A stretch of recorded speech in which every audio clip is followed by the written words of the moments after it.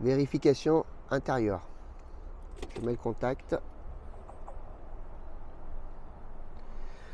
Mon voyant du frein de parc est bien allumé. Mon frein de parc est bien tiré. Mon véhicule est bien immobilisé. J'ai bien la présence des documents de bord.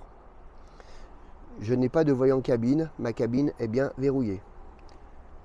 Je mets mes feux de croisement, mes feux de détresse. On va faire la vérification extérieure. Mes deux feux de gabarit, mon antéviseur, mon pare-brise, ma carrosserie, mes deux feux de croisement, mes deux feux de détresse, pas d'anomalie hormis mes deux impacts sur le pare-choc. Je constate qu'il n'y a pas de fuite sous l'ensemble du véhicule. Ma carrosserie, mon vitrage, l'ensemble de mes rétroviseurs, mon répétiteur de clignotant et ma roue, pas d'anomalie. J'ai un véhicule qui a un PTAC de 19 tonnes, une largeur de 2,55 m, une longueur de 10,20 m pour une hauteur de 4 mètres. L'ensemble de ma caisse, mes 1, 2, 3 feux orange et mon jumelage, pas d'anomalie, hormis donc le petit accrochage à l'arrière.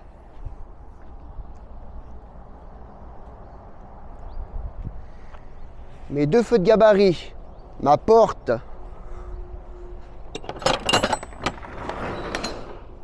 mon chargement, mes deux feux de gabarit bas, mes deux feux de détresse, mes deux feux de position, pas d'anomalie. Pourriez-vous contrôler les feux stop?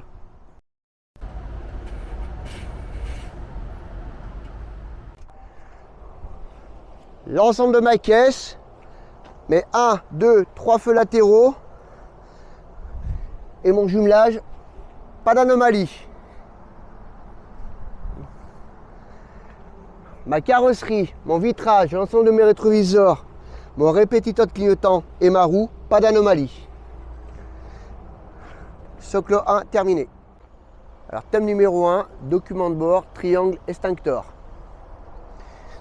Nous avons bien la présence de l'extincteur extérieur.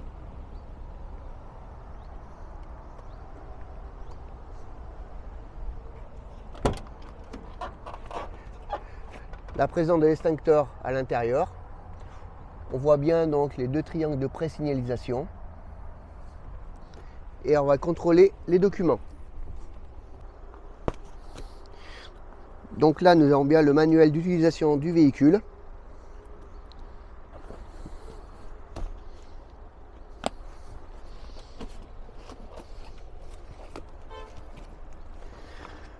La carte grise du véhicule avec la bonne immatriculation. Donc là, on voit bien que le contrôle technique est valable jusqu'au 4 janvier 2024.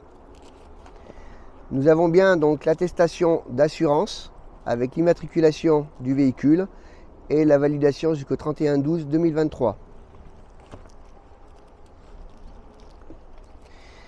Ici, nous avons donc la taxe à l'essieu avec l'immatriculation du véhicule qui nous prouve que nous avons bien payé donc, cette taxe pendant l'année précédente.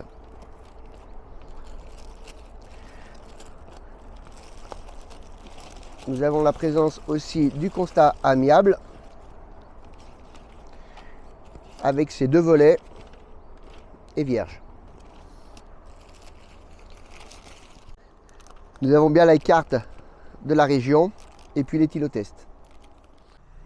Alors le thème numéro 2, nous allons avoir 3 feux à contrôler, 2 dispositifs de contrôle sur le tableau de bord et un accessoire. Donc il faudra bien regarder donc l'emplacement, le rôle et le fonctionnement des dispositifs sur le tableau de bord. Alors sur ce véhicule, on va pouvoir contrôler les feux de croisement, les feux de route, feux de brouillard avant et arrière et les clignotants. Donc seulement 3 feux seront indiqués par l'inspecteur. Nous allons les contrôler à l'extérieur. Alors sur ce véhicule là, on ne peut pas cumuler les feux de brouillard avant et les feux de route, donc il faut les faire chacun à leur tour. Donc ici nous avons en haut et ici les feux de brouillard avant ainsi que le clignotant droit. Donc mes feux sont en bon état, sont propres et fonctionnent bien. Ne pas oublier le répétiteur de clignotant. Idem, il est propre, en bon état et il fonctionne bien.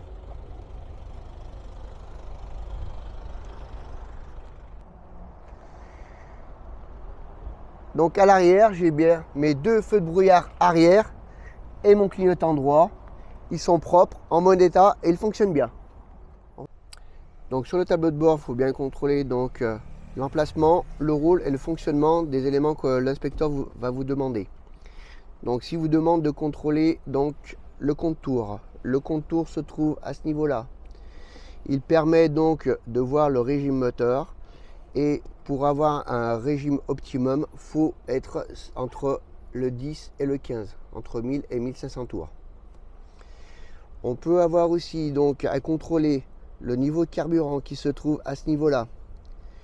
Il nous indique où est-ce qu'on en est. Et si nous arrivons dans la zone rouge, ça nous indique que nous serons en réserve. Un voyant orange va s'allumer pour nous indiquer de faire rapidement la pointe. Ici, nous avons donc la température moteur. Il ne faut surtout pas que l'aiguille arrive dans la zone rouge, sinon on risque une casse moteur. À ce niveau-là, nous avons donc la pression des freins. Celle-ci doit être comprise entre 8 et 12 bars. Inférieure à cette pression-là, le véhicule restera immobilisé puisqu'il y aura un manque d'air dans les bouteilles. Nous pouvons aussi contrôler donc le niveau d'AdBlue en appuyant sur le petit bouton qui est ici.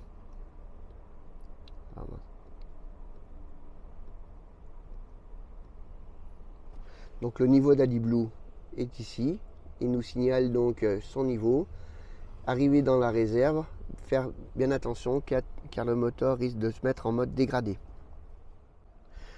Au niveau de l'accessoire, nous pouvons avoir donc l'aide de démarrage en côte qui est ici, nous permet de stabiliser le véhicule dans une côte pour éviter de reculer. Nous avons donc le ralentisseur qui se trouve ici, ce qui permet d'éviter de rester appuyé sur les freins. Nous avons les essuie-glaces qui se trouvent ici, le lave-glace en tirant la commande vers nous, le klaxon qui se trouve sur le côté, le dégivrage des rétroviseurs qui se trouve ici. Alors thème numéro 3, niveau, glace, rétroviseur, essuie-glace. Alors mon vitrage est propre et en bon état. Les miroirs de mes rétroviseurs sont propres, en bon état. Mon rétroviseur en bon état est bien fixé. Nous avons donc le remplissage du lave-glace. Le contrôle de niveau s'effectue ici.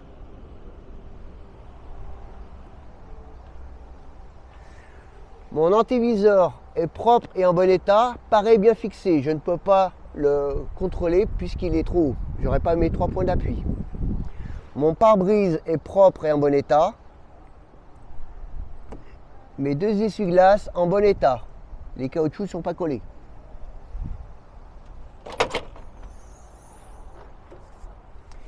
Ici, nous avons le liquide de refroidissement. Pour contrôler le niveau, nous avons le minimum et le maximum. Ici, nous avons le bouchon de remplissage. Et là, c'est le bouchon de dégazage. Nous avons le remplissage d'huile moteur. Le contrôle de niveau s'effectue soit au tableau de bord, soit en faisant un levage cabine. Nous avons une tirette à l'intérieur du moteur. Au fond, on aperçoit le bocal d'assistance de direction.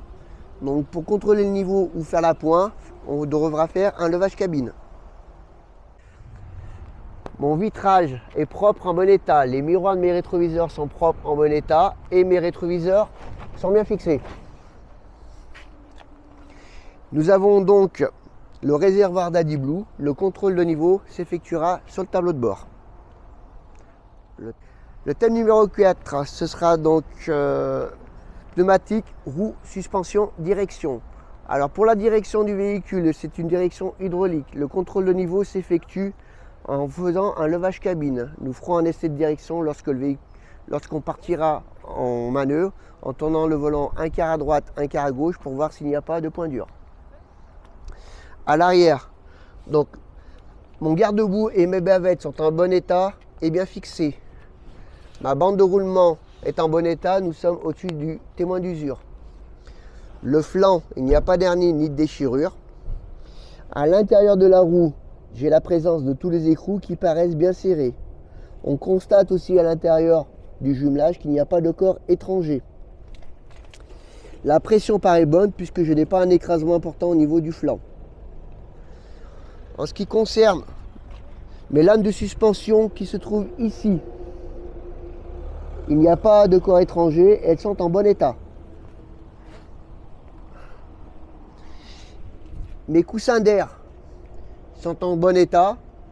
On constate qu'il n'y a pas de fuite d'air. Un petit peu plus loin, on voit l'amortisseur. Il n'y a pas de fuite hydraulique. Le thème numéro 4 est terminé.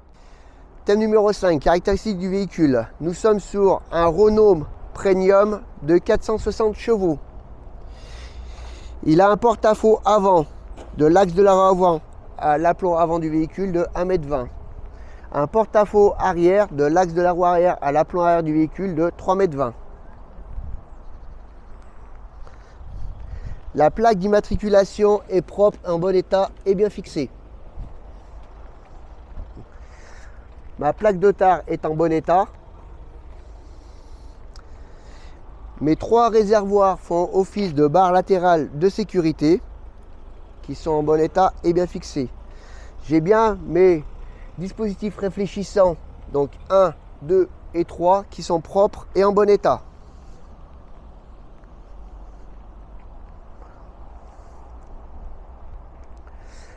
J'ai bien mes 2 dispositifs réfléchissants à l'arrière qui sont propres, en bon état. Mes 2 disques de limitation de vitesse qui sont en bon état et propres. Ma plaque d'immatriculation qui est propre, en bon état et bien fixée. Nous avons à ce niveau-là, là et ici, des dispositifs réfléchissants dans les faux qui sont propres et en bon état. Ma barre anti-encastrement qui est en bon état et bien fixée.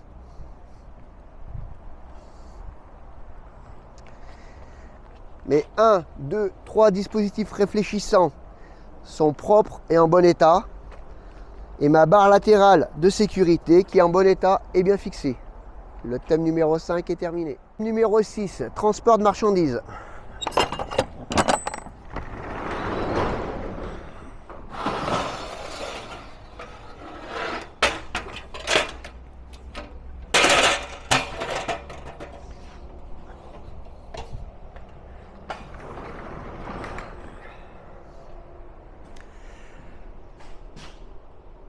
Alors donc, ma caisse et mon plancher sont en bon état. Je constate qu'il n'y a pas de traces d'humidité.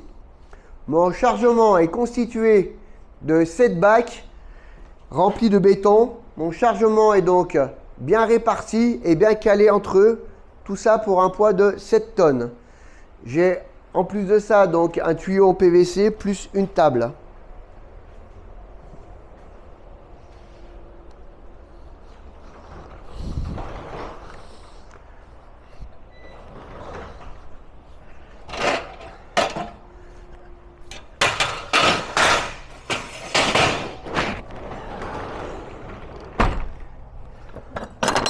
Ma porte est en bon état et bien verrouillée. Le thème est terminé. Donc nous allons contrôler le MIP. Donc mise en marche du moteur. Je constate qu'il n'y a pas de fumée opaque, qu'il n'y a pas de bruit de claquement au niveau du moteur et pas de voyant d'anomalie sur mon tableau de bord. Je vais faire mon installation, je vais régler mon siège, mon volant et mes rétroviseurs. Les rétroviseurs sont bien réglés. Je vais donc indiquer ma pression. Donc ma pression d'air est bien comprise entre 8 et 12 bars. Je vais donc pouvoir effectuer mon contrôle des freins. Je me mets sur le D. Contrôle du frein de parc. Je constate qu'il y a une bonne retenue du frein de parc. J'enlève mon frein de parc. Je constate qu'il n'y a pas de baisse de pression. Essai du frein de service. J'avance un petit peu. Je freine, je garde le pied sur le frein. Je constate que la pression d'air ne bouge pas, elle est toujours comprise entre 8 et 12 bars. Mon frein de service retient bien mon véhicule. Je retire mon frein de parc. Mes essais de frein sont terminés et concluants. Nous avons terminé. Mise en marche du moteur. Je constate qu'il n'y a pas de fumée opaque, pas de bruit de claquement au niveau du moteur, aucun voyant d'anomalie sur mon tableau de bord. Je constate que la pression des freins est bien comprise entre 8 et 12 bars. Je vais donc faire mon installation, le siège, le volant, les rétroviseurs. J'attache ma ceinture. Je contrôle que tous mes passagers soient bien attachés. Je vais régler mon chronotachygraphe. Donc j'appuie sur OK 2 fois sur le 1 qui m'indique que je suis en autre tâche et que mon véhicule passera tout directement en mode conduite lorsque le véhicule commencera à rouler. J'ai bien la présence des documents de bord. Je vais donc pouvoir prendre la route.